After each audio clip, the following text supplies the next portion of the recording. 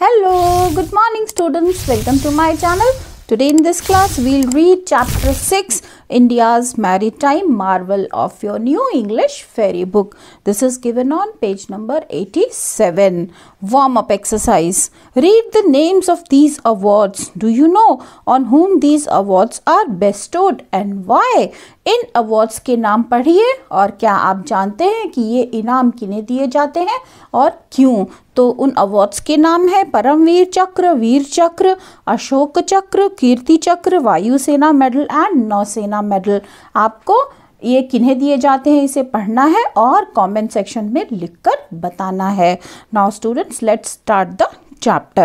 Now, first the meaning of the chapter. Chapter is India's Maritime Marvel. Bharat के समुद्री चमत्कार. Now, let's start reading. Read this passage about the Indian Navy. ये passage है Indian navy के बारे में, भारतीय नौसेना के बारे में। The naval branch of the armed forces, जो सशस्त्र बलों की नौसेना की शाखा है। The President of India serves as the supreme commander of the armed forces. सभी आर्म्ड फोर्सेस के सुप्रीम कमांडर के रूप में भारत के राष्ट्रपति का नाम आता है। And the chief of the naval staffs heads the Indian navy, और नेवल स्टाफ के जो चीफ है, हेड है, वो इंडियन नेवी की अध्यक्षता करते हैं, वो उसके लीडर होते हैं। Aman was distracted since morning. Aman since morning सुबह से ही डिस्ट्रैक्टेड था, विचलित था। And found it difficult to concentrate on his lessons, और उसका ध्यान पढ़ाई में मुश्किल से लग पा रहा था। जब आपका मन और ध्यान कहीं और होता है तो आप उसे एक जगह केंद्रित नहीं कर पाते, और ऐसा अक्सर होता है कि एग्जाम्स के लिए आप प्रिपेयर करें, आपका ध्यान कहीं और लगा हुआ है तो आपका कंसंट्रेशन हट जाता है। He could not even enjoy the game of cricket that the senior boys played against the team of a neighboring school and won hands down। और वो इतना विचलित था कि वो क्रिकेट गेम भी एंजॉय नहीं कर पाया जो उसके स्कूल के बड़े बच्चों ने पड़ोसी स्कूल की टीम के साथ खेला था और जिसमें वो जीत भी गए थे। He was longing to get home। वो बुरी तरह से घर जाना चाहता था, घर जाने के लिए तरस रहा था। And talk to Uncle Vikrant who was home on a short holiday। और क्यों जल्दी घर जाना चाहता था? क्योंकि उसके अंकल विक्रांत थोड़ी सी छुट्टी लेकर के घर आए थे, कुछ समय के लिए घर आए थे और वो जाकर उनसे बातें करना चाहता था। Uncle Vikrant served in the Indian Navy and he always regaled Aman and his friends with stories of his voyages and interesting experiences। Uncle Vikrant Indian navy में कार्यरत है और वो हमेशा अमन को और उसके दोस्तों को अपनी समुद्री यात्राओं के इंटरेस्टिंग एक्सपीरियंसेस यानी दिलचस्प तजुर्बे सुनाते हैं। The joyous anticipation of the stories that awaited him gave wings to Aman's feet। वो कहानियाँ, वो आनंदमय कहानियाँ जो इंतज़ार कर रही थी अमन का, उन्होंने अमन को क्या किया? उन्होंने अमन को विंग्स दे दिए, यानी उसे पंख लगा दिए। पंख लगा दिए मतलब वो जल्दी से घर आना चाहता था। And he rushed home as school was over, और वो जल्दी से घर पहुंच गया। जैसे ही स्कूल ख़त्म हुआ वो कहीं और ना जाके सीधे घर पहुंच गया। Uncle Vikrant was in the veranda. Uncle Vikrant veranda में बैठे थे, sipping a cup of T and chatting leisurely with a friend of his, और एक कप चाय पी रहे थे और साथ ही साथ अपने मित्र के साथ आराम से बातें कर रहे थे। When अमन reached home, जब अमन घर पहुंचा, he smiled cheerfully at him and said, "Not playing football this evening?" वो मुस्कुराए जब अमन घर पहुंचा और क्या पूछा उन्होंने कि इस शाम फुटबॉल नहीं खेल रहे? अमन shook his head vehemently, और अमन ने जोर से अपना सिर हिलाया कि नहीं। No, you promised me that you would tell me all about your work। नहीं, आपने मुझे प्रॉमिस किया था कि आप मुझे अपने काम के बारे में बताएंगे। You can't back out now, और अब आप पीछे नहीं हट सकते। I don't mean to, said uncle Vikrant. Uncle Vikrant ने कहा कि मेरा ऐसा मतलब नहीं था। My friend Naren, who also works with me and is posted on the same ship, मेरे मित्र नरेन जो मेरे साथ काम करते हैं और मेरे ही शिप पर पोस्टेड है, and I will answer all your questions and tell you that you wish to know, मैं तुम्हारे सारे प्रश्नों का उत्तर दूंगा और वो सब बताऊंगा जो तुम जानना चाहते हो। The main responsibility of the navy is to protect the coastline, और फिर वो कहते हैं कि नेवी की यानी नौसेना की जो मुख्य जिम्मेदारी है वो है कोस्ट लाइन की सुरक्षा करना। कोस्ट लाइन यानी जो समुद्र के तट हैं उनकी रक्षा करना।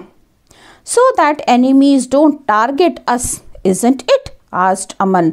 अमन ने कहा जिससे कि हमें हमारे दुश्मन टारगेट ना कर सके, ऐसा ही है ना?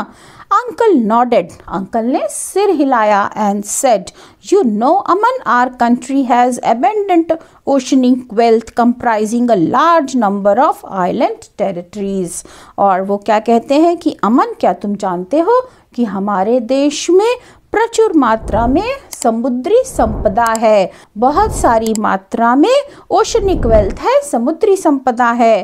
Comprising a large number of island territories, जिसमें बहुत सारा द्वीपों का क्षेत्र शामिल है।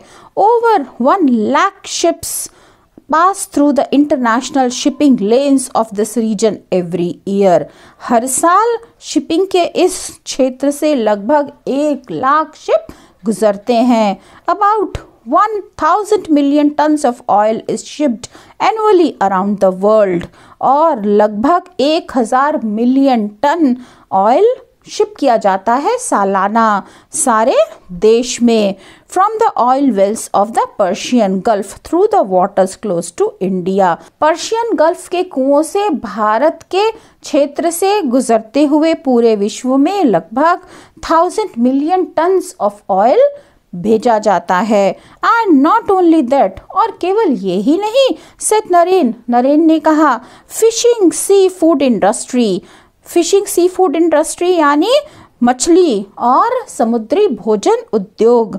Oil and gas from offshore oil rigs, oil तेल और गैस जो हमारे अपतटीय तेल के रिसाव हैं वहाँ से। सॉल्ट नमक, पर्ल्स मोती, मिनरल्स खनिज फ्रॉम द सीबेड समुद्र के तल से खनिज, एंड टाइडल इलेक्ट्रिसिटी जनरेशन और समुद्र से बिजली का उत्पादन। Are other benefits that we derive from the seas and oceans, ये कुछ और फायदे हैं जो हमें समुद्रों से मिलते हैं।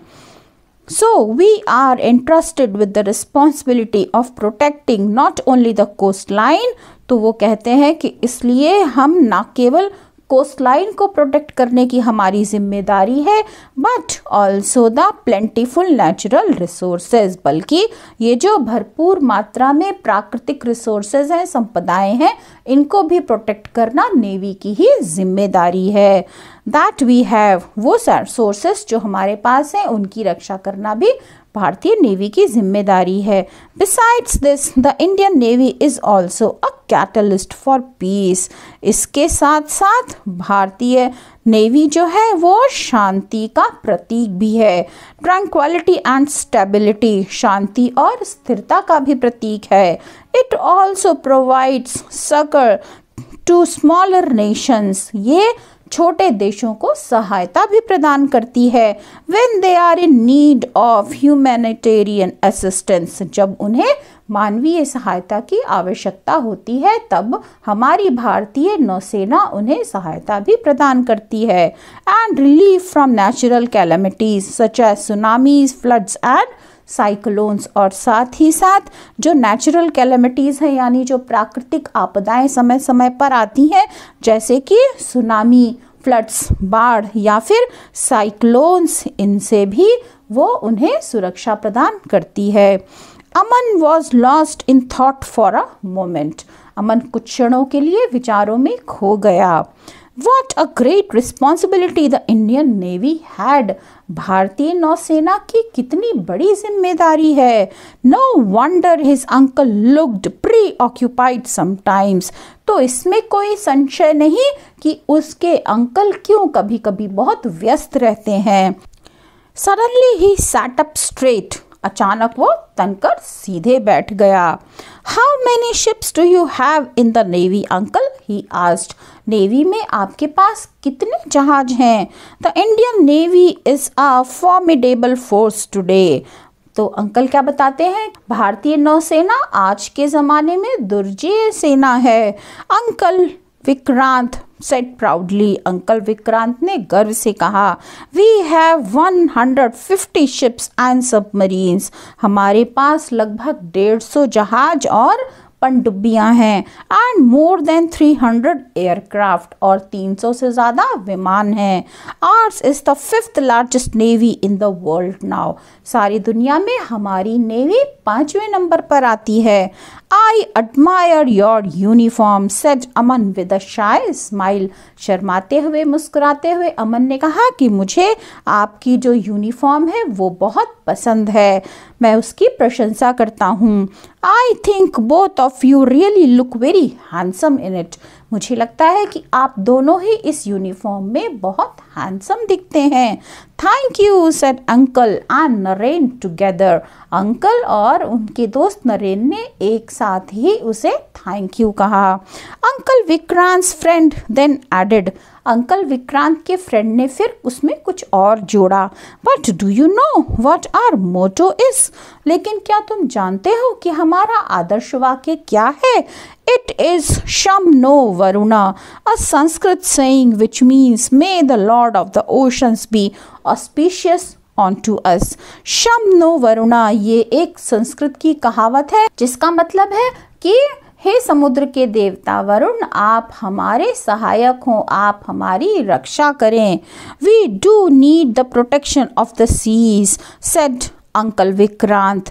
हमें समुद्र के प्रोटेक्शन की भी ज़रूरत है, अंकल विक्रांत ने कहा. One of our most daring and courageous operation took place on 3rd and 4th December 1971 during the Indo Pak war. एक बहुत ही डेयरिंग एंड करेजियस, साहसी और हिम्मती ऑपरेशन हुआ था 3 और 4 दिसंबर 1971 को, युद्ध के दौरान, जो युद्ध इंडिया और पाकिस्तान के बीच था. Many of Pakistani ships were destroyed in Karachi harbour.